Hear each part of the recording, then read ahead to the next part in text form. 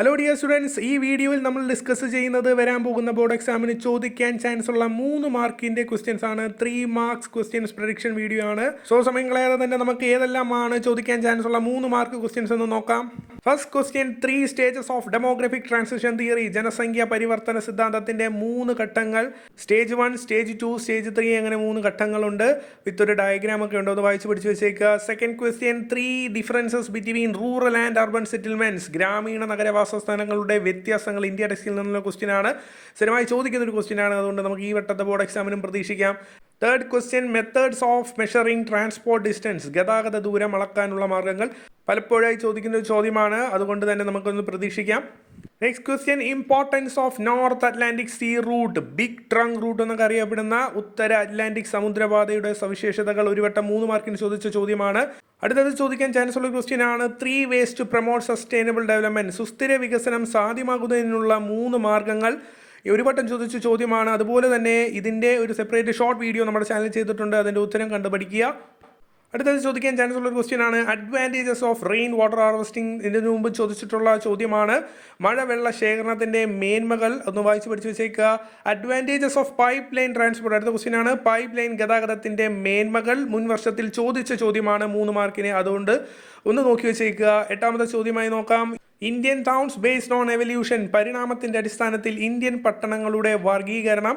Ancient, medieval, modern, അതായത് പ്രാചീന നഗരങ്ങൾ, മധ്യകാല നഗരങ്ങൾ, ആധുനിക നഗരങ്ങൾ. ഇത് പല രീതിയിലായി ചോദിക്കാം. ഡയറക്റ്റായിട്ട് എഴുതാൻ ചോദിക്കാം, അല്ലെങ്കിൽ ഒരു ഫിൽ ഇൻ ദ ബ്ലാങ്ക്സ് എന്ന രീതിയിലൊക്കെ ചോദിച്ചിട്ടുണ്ട്.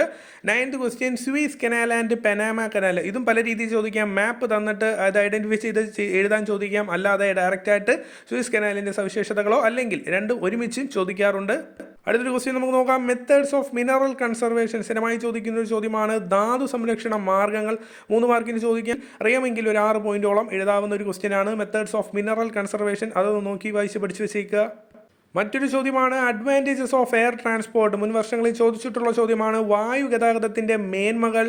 And coming to 12th question, ക്ഷീരകൃഷിയുടെ സവിശേഷതകൾ, ഡയറി ഫാമിങ്ങിൻ്റെ ക്യാരക്ടറിസ്റ്റിക്സ് മുൻ വർഷം ചോദിച്ചിട്ടുണ്ട്.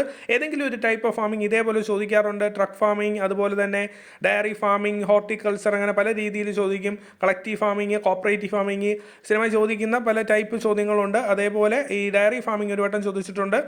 Coming to 13th question, examples of functional classification of Indian towns, അതായത് പ്രവർത്തനങ്ങളുടെ അടിസ്ഥാനത്തിൽ ഇന്ത്യൻ പട്ടണങ്ങളുടെ വർഗീകരണം. ഇതും ബോക്സിൽ തന്നിട്ട് നമുക്ക് എക്സാമ്പിൾസ് എഴുതാനൊക്കെ ചോദിക്കും. എഡ്യൂക്കേഷണൽ ടൗൺസ്, അതുപോലെ തന്നെ അഡ്മിനിസ്ട്രേറ്റീവ് ടൗൺസ്, മൈനിങ് ടൗൺസ് എന്നൊക്കെ പറഞ്ഞുകൊണ്ട് ഇതും മുൻ വർഷങ്ങളിൽ സ്ഥിരമായി ചോദിക്കുന്ന ഒരു പാറ്റേൺ ക്വസ്റ്റ്യൻ ആണ്.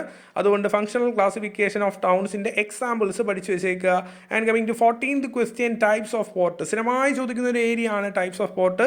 ഇന്റർനാഷണൽ ട്രേഡ് എന്ന് പറഞ്ഞ 2 ടെക്സ്റ്റിലെ, ഒന്നിലാണെങ്കിൽ നമ്മൾ വെസ്റ്റേൺ കോസ്റ്റൽ പ്ലെയിൻസിലുള്ള പോർട്സും, ഇന്ത്യയുടെ ടെക്സ്റ്റിൽ അങ്ങനെ ഈസ്റ്റേൺ കോസ്റ്റൽ പ്ലെയിൻസ്, അങ്ങനെ 2 തുറമുഖങ്ങൾ, 2 തീരപ്രദേശങ്ങളിലുള്ള തുറമുഖങ്ങൾ പഠിക്കുന്നുണ്ട്. വേൾഡ് ടെക്സ്റ്റിലോട്ട് വരുവാണെങ്കിൽ അവിടെ പോർട്സ് ബേസ്ഡ് ഓൺ ഫംഗ്ഷൻ ഉണ്ട്. അതുപോലെ തന്നെ അല്ലാതെ നമ്മൾ പോർട്സ് ബേസ്ഡ് ഓൺ ലൊക്കേഷൻ, സ്ഥാനത്തിൻ്റെ അടിസ്ഥാനത്തിലുള്ള തുറമുഖങ്ങൾ എന്നൊക്കെ പഠിച്ചിട്ടുണ്ട്. കഴിഞ്ഞ എക്സാമുകൾക്കൊക്കെ ചോദിച്ചതാണ്. അതുകൊണ്ട് സ്ഥിരമായി ചോദിക്കുന്ന ഒരു ഏരിയ ആണ് types of port. And finally 15th question ആയിട്ട് നമ്മൾ ഇൻക്ലൂഡ് ചെയ്തിരിക്കുന്നത് ട്രാൻസ് കോണ്ടിനെൻ്റൽ റെയിൽവേസ് ആണ്, ഭൂഖണ്ഡാന്തര റെയിൽവേ പാതകൾ. സ്ഥിരമായി ചോദിക്കുന്ന ഒരു ചോദ്യമാണ്. മാപ്പ് ബേസ്ഡോ അല്ലാതെ ചോദിക്കാം, പഠിച്ചു വെച്ചേക്കുക, ഇമ്പോർട്ടൻ്റ് ആണ്.